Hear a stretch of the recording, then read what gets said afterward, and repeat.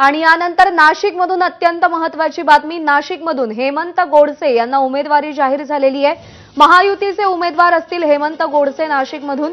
शिवसेनेचाच उमेदवार नाशिकमध्ये निवडणुकीच्या रिंगणामध्ये उतरताना आपल्याला दिसतोय। सुरुवातीपासूनच हेमंत गोडसे यांच्या नावाची शक्यता होती, त्यांचं नाव चर्चेत होतं, पण त्यानंतर सातत्यानं अनेक ट्विस्ट या नाशिकच्या जागेसंदर्भात समोर आले। एकीकडे शांतिगिरी महाराज इच्छुक होते, दुसरीकडे अजय बोरस्ते यांचं नाव देखील चर्चेत आलेलं होतं। नेमका उमेदवार कोण असेल नाशिकचा, कारण का छगन भुजबळ हे सुद्धा एक मातब्बर नेते या निवडणुकीच्या रिंगणात असतील अशा चर्चांना उधाण आलेलं होतं।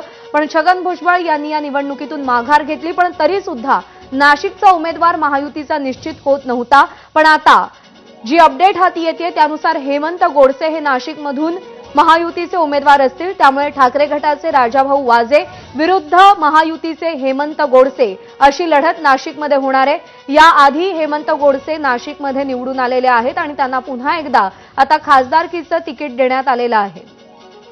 अक्षय भाटकर आपले प्रतिनिधी सध्या आपल्यासोबत आहेत। अक्षय, खूप इंटरेस्टिंग असा तिढा होता, नाशिकचा ट्विस्ट अनेक आले, पण अखेर आता उमेदवारी हेमंत गोडसेंना जाहीर झाली आहे।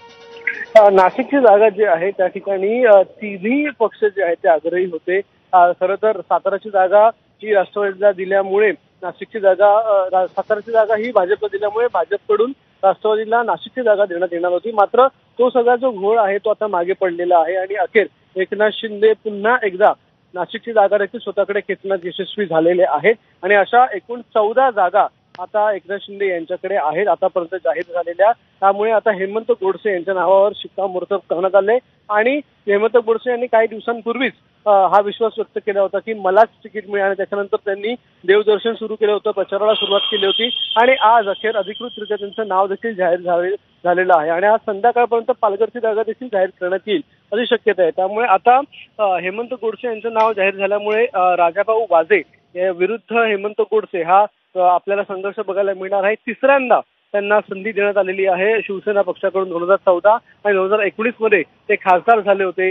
आता तिसऱ्यांदा ज्यावेळी शिवसेना पक्षामध्ये फूट पडलेली आहे आणि पुन्हा एकदा या ठिकाणी देखील उद्धव ठाकरे यांच्या शिवसैनिक विरोधात एकनाथ शिंदे यांचा शिवसैनिक अशी लढत आपल्याला बघायला मिळणार आहे। आता यामध्ये नाव जाहीर करण्यासाठी थोडासा उशीर झाला असल्यामुळे राजाभाऊ वाजे यांनी आधीच प्रचारामध्ये मुसंडी मारलेली आहे। मात्र आता प्रचार कशा प्रकारे करतात? बरोबर आहे अक्षय, खरं तर उत्तर महाराष्ट्रातला अत्यंत महत्त्वाचा मतदारसंघ, उत्तर महाराष्ट्रावर अधिराज्य गाजवायचं असेल तर हा मतदारसंघ ताब्यात असणं खूप जास्त गरजेचं असतं आणि एकनाथ शिंदे यांची बार्गेनिंग पॉवर पुन्हा एकदा दिसून येते। हेमंत गोडसे यांना उमेदवारी जाहीर झाली आहे। अक्षय, धन्यवाद दिलेल्या माहितीसाठी।